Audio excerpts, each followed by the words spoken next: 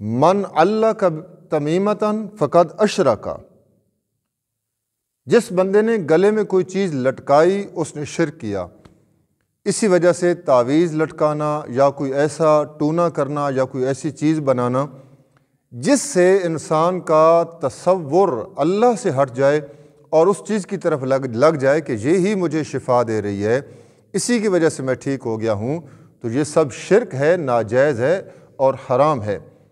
آپ یہ کبھی نہیں دیکھیں گے کہ ڈاکٹر ایک انسان کو پڑیا دے، دوائی دے، اور پھر وہ بندہ اس کو